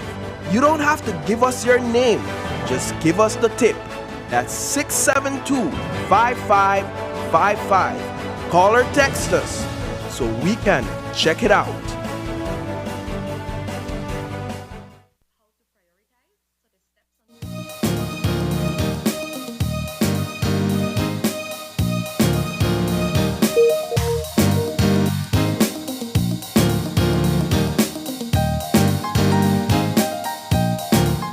And we are back, and we're moving into our second conversation for today. This is something we can all benefit from. How to improve our time management skills and how it can help us both personally and professionally. So we have with us the Managing Director of Rights Insights, Dr. Minerva Pinello Alvarez. Good morning. Good morning, Dr. Good morning, Marlene. Good morning, Isani, and Happy New Year to you both. Happy New Year. Now, I know typically you have a whole session and workshop and maybe multiple day course to help people build these types of skills. But I want to just kind of, before we talk about the tips, just what is the effect that you see when people are able to utilize some of the time management tips? I think one of the greatest benefits is that we end up thinking about the level of effort we are to invest in the tasks ahead of us. You will clearly see the difference between a person who always feels overwhelmed or stressed versus someone who seems to be able to understand how to tackle tasks and how to address them as urgently. So I think most importantly is we all have a lot to do. It doesn't really mean that some of us have less than others. It just means that the approach we use to tackle these issues can make a huge difference. And so I think what's important is to think about prioritizing. Yes. All right. So let's get started. So we all have a to-do list, right? Very often it can be long and almost seemingly impossible to get through. What's the first take that you have on being able to manage it? The first step is to really understand what is urgent and then also what is important. Now, when we talk about what is urgent, so we're saying it is important for various reasons. Here are just a few reasons, right? We don't have enough time to do everything we must do in the day, in the week ahead of us. If we can increase our ability to prioritize, then we're better able to tackle these items. And ultimately, the benefit is we end up being less stressed or less overwhelmed. If we look at urgent versus important, for example, many times you will find that when there's something urgent, it requires an immediate attention, but it may or may not matter if we tackle it. Now, if something is important, it also demands our urgent attention. But if we do not address it, it may bring serious consequences. I have a few examples of some of these. Let's talk about them in the context of examples. Okay. If we look at that next slide, for example, We're going to see a few of these. We have 4 tasks ahead of us here. Okay. There's a dentist appointment. We're going to start on the upper left, and we're going to move clockwise. Yeah. There, I have to pick up my children from school. I want to read some funny emails at work, and I also have to answer the phone that doesn't stop ringing. Which of these tasks is urgent? It may demand immediate attention, but it may or may not impact if I answer. Yeah. Well, it depends on how important how bad the dental emergency is. But usually self-care goes very low on the list. Well, I mean, I'm really exposing too much of myself, how many times I reschedule my appointment, but definitely pick up the kids, I guess, because they can't be waiting at school. Then answer the phone. Yeah. Well, if I could My list would be pick up children, answer the phone, dentist appointment, funny emails. Yours? Correct. I would go pick up the kids first, dental appointment, depending as well on the degree of pain or how urgent it is that we need to visit the dentist. Yes. And then the other 2, I'll alternate. Yeah. Thank you. Interestingly, both of you chose pick up my children from school. Yes. And this shows that it's both urgent and important. Yeah. It's immediate. You must address it. If you don't pick up your children from school, you will get phone calls from the principal. They may be left alone on the compound. And of course, you start thinking about security issues. Safety. So you look at how immediate you must, how you must address this immediately, but also that if you don't, it has consequences. Yeah. Now, Isani said dentist appointment is next on his list. So this is an example of urgent, but maybe not important because he doesn't have a toothache. If we don't address it, though, at some point, and this is where the personal time management, it will become both urgent and important because by then you'll have no other resort but to seek medical attention. So both of those, if you look at the slide again, will end up ranking on the higher end. So to do so, one of the tips that we can use is to adapt. There's a priority matrix. Okay. The priority matrix helps us to decide. We have so many tasks ahead of us, but we're going to go through some steps to decide what is urgent, what is important. Then there will be some urgent tasks that are not as important. And then there will be non-urgent and non-important tasks which we can eliminate. So I want to walk you through a few of these examples as well, because it sounds very abstract when we're discussing it. Okay. But if we take a look at the examples in the matrix, we'll see them come to light and we can place them based on the context of the person making these decisions, if that makes sense. So when we look at this matrix, so remember, urgent demands immediate attention. If I don't do it, it may or may not matter. Important means I need to give it immediate attention as well, and there could be consequences if I don't. So on my upper left corner, on the upper right corner, we're going to start. We see high importance and high urgency. These are the tasks that I do first because they cannot wait. For example, picking up my children from school. I have to schedule that within my day. I have to make sure that I'm cognizant of making sure that that is plugged into any other activities that I may have, whether at work or at home. If I move to the upper left, I am seeing that there are tasks that could be high importance, but the urgency is lower. And so I will do those next. Yes. For example, in Isani's case, it was visit the dentist. In your case, it was answer the phone. It could be important. I'm giving you a call to discuss a new show, but you know that I still have time to discuss this show with you, Marlene. So the urgency is a little lower. Yes. And so you will pick up the phone at the time when you have more time to discuss these ideas, or perhaps you'll know that I will send you an email. Yeah. And you're not too pressured to answer my call at that moment. So I start to divide my tasks. Call. Yeah. Like someone just calling for the sake of. Well, you know, exactly, Sani. what I find interesting is sometimes something is not important, but it becomes urgent. And so you perhaps have been letting it go for a while, and then suddenly it becomes, it needs to be done at this particular time. And so it changes your entire to-do list for the day. Exactly, and that's a good point that underscores procrastination. Yeah. It's important and we don't do it, and then suddenly it becomes urgent. It wasn't urgent. So we let procrastination in through the door. And when you tackle these tasks, or when you think I'm going to procrastinate, it doesn't really go away, does it? And so it only ends up adding that feeling of overwhelming, emotions at times, because now it's becoming urgent.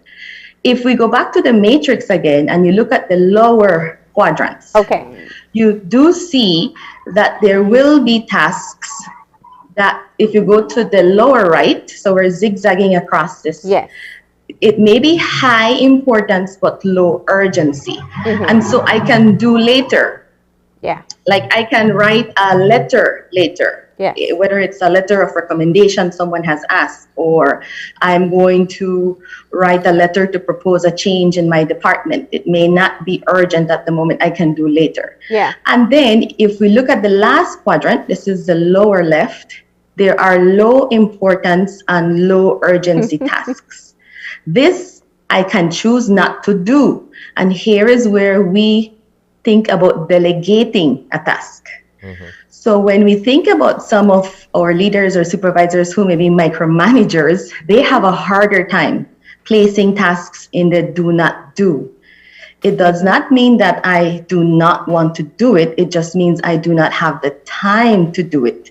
It's of lower importance and lower urgency. I have a team member who I can trust. And so I learned to delegate these tasks. Yeah. Because ultimately then I cannot handle 50 tasks in a Because week. you need to allocate the time, your resources, accordingly. But you said something key. It's about being able to trust other people to execute. Yes, and that is where you build trust, whether it's, in an office or in the community that you work, or even when you have tasks at home. Yeah. You have to invest in building the skills and the capacities of those around you. Yeah. So that when the crunch time arrives, you know that you can depend, or you can delegate, or you can then eliminate some of the tasks from your desk. And I'll give you a good one for parents. For mothers especially, trusting dad to do the homework with the kids. You laugh, right? Very often they come home from work, they've done all their urgent, important, and even some of the low important ones, and they come home and they still want to do more, rather than not delegating, but sharing the responsibility at home. Yes, and I think that's an excellent example, because you know that your level of effort, your level of effort at the end of the day is less as well. And so you want to perhaps get started on dinner or supper. You want to start preparing for any plans that you'll have to make for the whole family tomorrow morning. So that's how you can share that task, or the activities that you have. So ideally, you're also advised not to have more than 7 or 8 tasks in each of these windows per week. Now that may be difficult, because I can relate to workplaces where I walk away from my desk for 20 minutes or 30 minutes and I return to 100 emails. A mountain of work. How can I just dissect these tasks and try to figure them quickly? So what's important is you're going to learn the process of eliminating or delegating or sharing some tasks, to then focus on the ones that you must do first, do next, and do later. So that's one of those areas where you start to allow yourself to learn the skill of prioritizing. Yeah. And also, it doesn't mean that you don't address your time wasters, because you definitely will still have many of those in your day-to-day. Yeah. So there are some questions that you ask yourself when you're trying to prioritize. Yeah. You start asking yourself, which task needs to be completed in the next 48 hours? Think about today, Monday. Which of my tasks must be done in the next 48 hours? They become urgent and important, urgent and or important. Nice. Which of my urgent tasks are important? So you're trying to then move them into the do first versus do next. At number 3 of the non-urgent tasks, which ones are more important?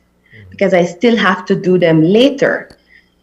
But I am trying to now start categorizing these. Nice. And then finally, whatever falls in non-urgent and non-important, or where I know I have someone that can support me, I can share that activity, then I eliminate or I place them in the do not do. And so that may be a way forward in helping us to start identifying the priorities we have ahead. Yes, I like that one. I think the challenge is, or one of the key tips is just simply asking yourself and honestly assessing, is this urgent? Like, am I dropping do I have to drop everything now and do it? Or is it something that I have a bit more time? Exactly. Yeah. And I think we all have examples from work or in our homes. For example, in the office, you'll often be asked by other colleagues, can you help me to look at this? Can you review a document? You may want to help them, but you have to be very honest in saying, I may not be able to give you feedback till about midweek. Yeah.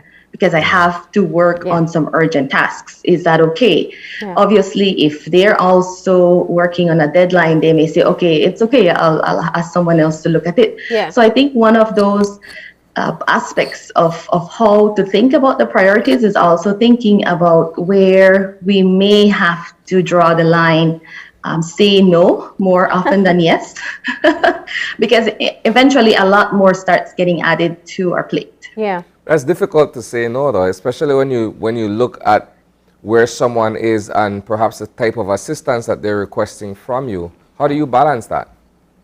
I think you want them to know that you can help them, you will make the time to help them, but right now you have some urgent tasks to take care. And so I have said to many people, I can help you, I can get back to you by Wednesday or by Thursday. If you have that window, I'll give you feedback. Or I'm still asked, I was a teacher in my former life, and so many of my past students will say, can you review my thesis? Can you help me to discuss my topics? I say, I have a very busy week ahead. Yeah. I can definitely carve some time out for you closer to the weekend, and I'll be able to give you that feedback that will be helpful. And so I think establishing the boundaries is going to help Isani. We're not saying no, but we are saying conditionally, I can only help you until then, or I will have more opportunities to support you. Or I just further can't down right the now. week. Or I just can't, yes. Yeah. So, it's important as well, because eventually it starts becoming cumbersome, and that's where you end up with a lot of tasks. Yeah. And from And experiences, that's people pleasing. That's extending beyond what you can do at that time. Yes. And then sometimes you have expectations built, from the other end, where it almost feels like it's your task to do it. And again, making sure that you clearly delineate these boundaries of where you do or do not expend some of that level of effort. All right. So we got the priority list. Urgent and important. Important, not urgent. Not important, but urgent. And not important and not urgent. So do now, do next, and then what's the third thing? Do later. Do later and don't do. And do not do. Yes. The do not do can definitely be delegated, can be shared, can become a family activity. Yeah. It can work its way into some other form of support for you as a person having to oversee or to complete so many tasks. So that's the first step of trying to prioritize, of trying to understand what to do. However, we also see that many of us do not acknowledge our time wasters. And these time wasters are applicable to both our personal lives and our professional lives. And I've placed only some keywords here. Many of us believe that we can multitask. But a study by Princeton University has shown us that only 2.5% of the world's population can multitask successfully. Now, whether the three of us are in that 2.5%, am not. I'm certainly we're going not. to I have won't to even be. fool myself. I sometimes believe I am, but my husband may say otherwise as well. Definitely jumping from task to task isn't very productive because you may reflect at the end of your day and say, what do I have to show for today? You know, whether at the office or at home. So if multitasking is not one of your strengths, this is where you have to be very honest with yourself.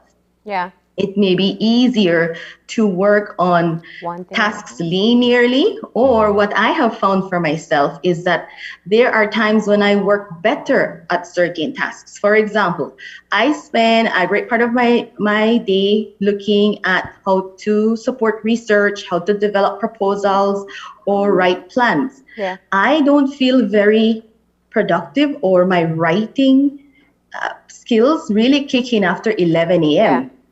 So I use the bigger part of my morning trying to plan, trying to address other aspects that may not get addressed once I get into my writing mode. Yeah. Now, if that's not something that works for you, if you write better in the morning because it's quiet and people are still asleep, so you learn to schedule your tasks differently and according to the way you feel most productive or efficient. Yeah, I once read about you learning your peak times and knowing how to maximize them, because you will have hours that you feel more depleted, and being able to maximize those peak times, then you're able to get more done.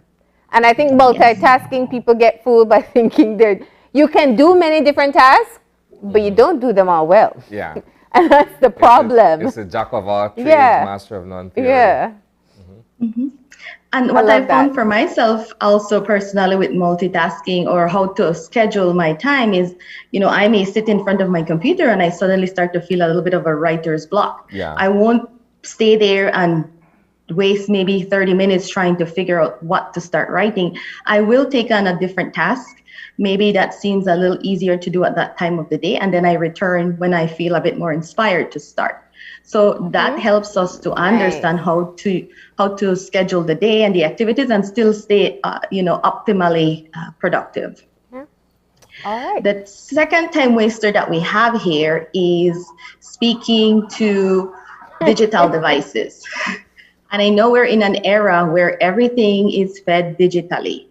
But think about telling ourselves that we will spend 10 to 15 minutes on social media, and suddenly an hour has gone by. And I think a lot of us suffer this going to bed. We think we're going to make it to bed by 10:30, and suddenly it's 11:15. Yeah. We're still scrolling. So it happens any time of the day, not just at the end of the day. Yeah. Or some of us thinking we're going to go read a funny email, or we're going to scroll a bit on our devices at work to take a mental break, may suddenly turn into a larger chunk of the time. And that's where the distractions start coming in. So it's important to be cognizant. We have to remain mindful of the time we are dedicating to digital devices. There's nothing wrong with taking that mental breather for 10 to 15 minutes, scrolling through a couple pages or linking with our colleagues. Responding to some of your WhatsApps, Correct. But we have to be disciplined to say we're going to cut off and then we're going to get back to doing what we need to get done. So that's our second. Our third is clutter. Clutter in our lives, whether in the office, at the, in the kitchen, in the study room, wherever we have, in the bedroom, we're looking at spending more time digging and searching. So if things are organized, if I know where things are, and again, I'm working on this myself, I can then quickly retrieve, even digitally, if we think about our files. Do we have files that are organized in a way where we can quickly retrieve, we can quickly find, or do we have templates maybe for things that we're asked to do very frequently, and so we can quickly pull that down? And that's really working smarter, not harder. So to declutter, is to be able to organize, to ensure we have that sense of coherence. We can quickly find something that we need to do, whether it's in the office or at home. It will save us time as opposed to going through so many things before we land the one item, the one object, the one paper that we're looking for. Okay. And that's then important. Lastly, we have the plan. Don't forget the plan or to plan. This was something I had to accept because I'm not a person who really looks towards routines. But I realized that if I want to make a change in my personal life, I have to wake up at a certain time, plug in some exercise time to then be able to start my day. And so having a plan is looking at your schedule. What's my schedule for the day? How much time do I need to put in a quick workout? How much time will I need to start preparing by lunchtime for a meal? Yeah. How much time do I need to put in the afternoon to finish that proposal or that plan that I'm going to submit as a part of our company's new projects? And then how am I going to start winding up my day? When we were younger, I think when we went to many of the retreats for high school, they usually gave us or they had us draw a pie. Yeah. You know, and you would divide that pie and you would say, of course, then as a student, I would sleep 8 hours. I would have an hour to get ready for school. But that's not something we do as we get older. Suddenly, we're just trying to fit everything in a day. And again, here's where the case of prioritizing comes in. It's important to say, I have to wake up at a certain time to plug in my exercise, which translates into I have to go to bed at a certain time, maybe cut off my social media time to be able to have that rest I need. Yeah. And so generally these time wasters can be addressed and they should complement your ability to prioritize the tasks ahead of you. All right. That's a lot to digest in such a short time, I know, but these are going to be so helpful for people who are trying to start off 2022 on the right track. If you would say to people one thing, if you would just identify one thing that could be a total game changer in how they manage their time personally or professionally, what would that be? I think one of the best ways is to think about what is the schedule you want to have ahead of you. And it's not being, too focused on sticking to a schedule, but having a sense of what your weekday versus your weekends look like. Yeah. And also knowing what are the tasks that you want to focus on, whether on weekdays versus weekends. So I think the schedule, the plan, having that idea, and it doesn't mean that you have to have this strict blueprint in front of you. Just having an idea of how long does it take for me to run errands around the city or town? How can I group my errands? How can I work on certain tasks that are going to be linked in some way so that I don't find myself stressed over multitasking? So the schedule or the plan, don't forget that. I think that helps us. And whether we write it down, we jot down some ideas, or we just really take some time to think about it. Not all of us have to write everything down, but we have to have a sense of that schedule that we want to have for the day ahead or the week ahead or the month ahead. Nice. All right. Well, we appreciate the tips. I definitely love how you've been able to identify things like your time wasters and once again being more strategic in how you put together the list of things that you want to get done. Yes, you're welcome. I'm so happy to share, and I hope that many of these can be applied, tested, and obviously we're always evolving. So again, don't feel too pressured or overwhelmed. Just try to find ways for things to work and to help us to meet those goals we have in mind. Thank you so much, Dr. Pinello. Thank you to you both. All right. And have a good day. You too. And with that, we're going to manage our time effectively, take the break as is scheduled, and when we come back, we'll have some wrapping up. So please stay tuned.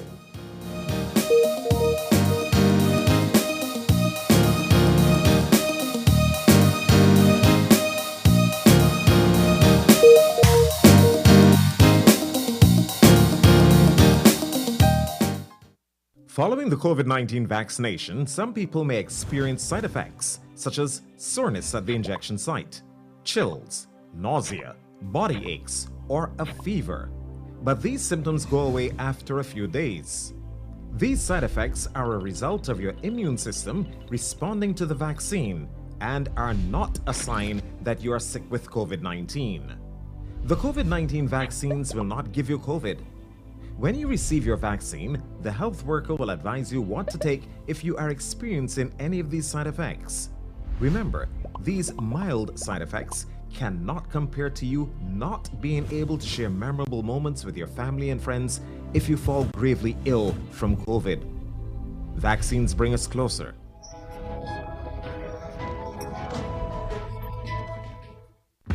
With eCash, bill payment is extremely convenient, and all utility companies accept eCash payments.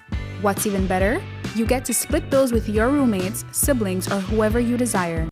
Simply open your eCash app, go to Bill Pay, tap the respective utility company, enter the information, and pay the bill. Then tap the transaction made. Tap Split the bill. Select Evenly. Send the request to who you are splitting the bill with, and get notified when they pay. Talk about making life easy and avoiding confusion. You can split the bill for restaurants, grocery stores, and for any eCash payment you make. To find your next yummy meal, hair treatment, or chill spot, simply open the app and utilize the geolocation service to see nearby businesses that accept eCash. Geolocation and bill payment make life a whole lot easier.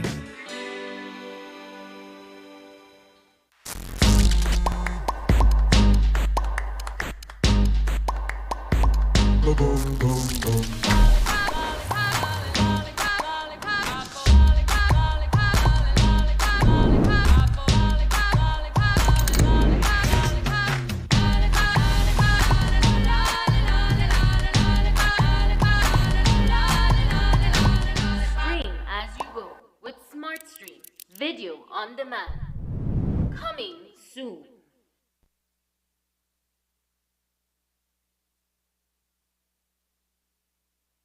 Whether you're at home, on the road, at work, or at school, if you see news happening or suspect that something might be up, call or text the Channel 5 News Belize tip line at 672-5555. You don't have to give us your name, just give us the tip. That's 672-5555. Call or text us so we can check it out.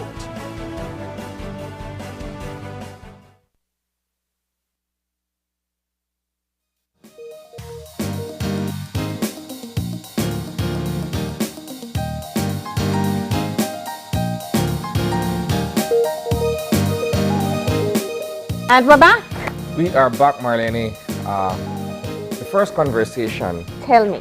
In terms of the new Minister of Health and Wellness being able to share with us what the vision is going forward. Yeah. Notwithstanding the challenging times that we're faced with, not only as a country, but particularly for the Ministry of Health and Wellness. Him being able to sort of outline to us what the intention is going forward, I think is a first step in terms of trying to regain the trust and confidence of the public. We mentioned, and again, this is no secret, that there's been a gradual decay and erosion in terms of how people look at, in terms of how people access, and in terms of how people feel generally about the public health sector. Yeah. So it's a good thing to have had him earlier. I think what's interesting is he seems very team-oriented. And I think what's going to be critical is knowing who's going to be a part of that team. Yeah. Bit concerning that they haven't even started the shortlisting or application process for the 3 director roles. We're entering year 3 of the pandemic, and things really need to get sorted there. But he seems very open in terms of wanting the right expertise. Now, we know very often political leaders make promises. It's important that we hear them, we listen to them, and we keep them accountable. So a lot of what he said today in terms of the direction that he wants to go or his management style, it is different from what we saw before, but it's to see the actual work take place. I do find it very interesting. He has a meeting with Dr. Marvin Manzanero today about discussing his role moving forward. It'll be interesting to see whether or not there'll be a shift, because we know that he was supposed to be on his way out of the ministry. So to see what is going to happen in that scenario. I think what is commendable at this point, if nothing else, is the fact that the new minister is prepared to reach out to Dr. Manzanero. Yeah. If in the past he had been all but shut out from his duties and his role in the ministry amid the pandemic situation, the fact that someone else is at the helm and is willing to sit with him at the table, I think goes a long way in terms of being able to, acknowledge what has been done in the past and how important his role was, albeit under a different administration. Yeah, yeah. So we're gonna hear about that, I'm sure, more after that meeting, and also the minister is supposed to meet, see what's happening at the KHMH and continue. There's the COVID task force that meets today as well. But of course, I am anticipating, Isani, as by the end of the day, we'll see another very large number of persons.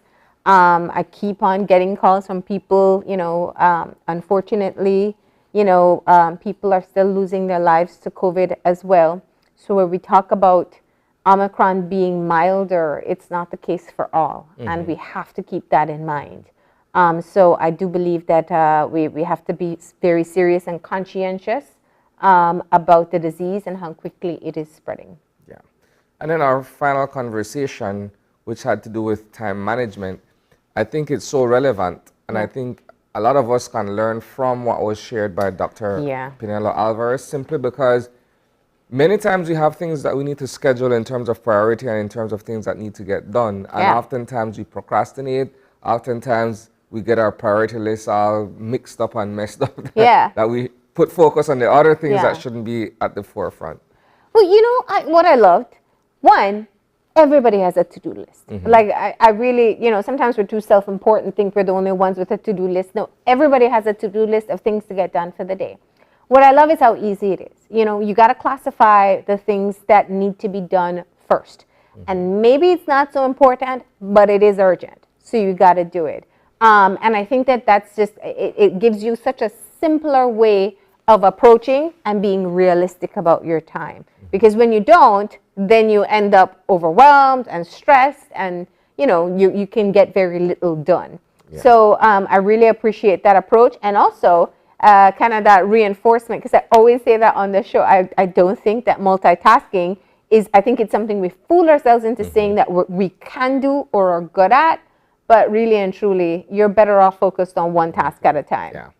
Can't bite off more than what you can chew. And, one other reminder of the guilt of how much time we spend on our digital devices. And it's not always social media. Like, I go down the rabbit hole with articles. Like, I read one article and then another and then another and then another. We share a kindred spirit. Yeah, it's just it's that hunger for information. And so, we also have to be very mindful of that as well. On my end, I'm not that much a social media person. I'll do, one thing here or there. But I'm guilty of reading on my device. Any article or a book that pops up on my screen. Or news notifications. Or news items. Oh, no. Yeah, I've actually, one thing I did turn off news notifications during certain hours because it's like breaking news happens, and international news, of course. And I'm like, and I read, and then I go to another one and another one. Yeah, just that. It's addictive. Very terrible habit of mine. I'm telling you, I'm sharing too much now, but I do appreciate that, because it is a reminder that we always need. You can designate time for it and be able to indulge in that way. And but just be mindful of how much you do it during the day. You can't allow it to consume your entire day. Yeah. All right. But we hope those tips were helpful. We're going to post those for you on our Facebook page so you can be able to apply some of them to your own daily practices and hopefully get yourself on the right track for the new year. But that's all the time we have for today. If you'd like to contact us, drop us an email at oye@channel5belize.com. Find us on Facebook at Open Your Eyes BZ or on Instagram at OYEBelize. And remember to tune in tomorrow morning at 6:30 when you open your eyes. To start your morning right. Until then, keep your eyes, your mind, and your hearts open. We'll see you soon. Enjoy your day, please.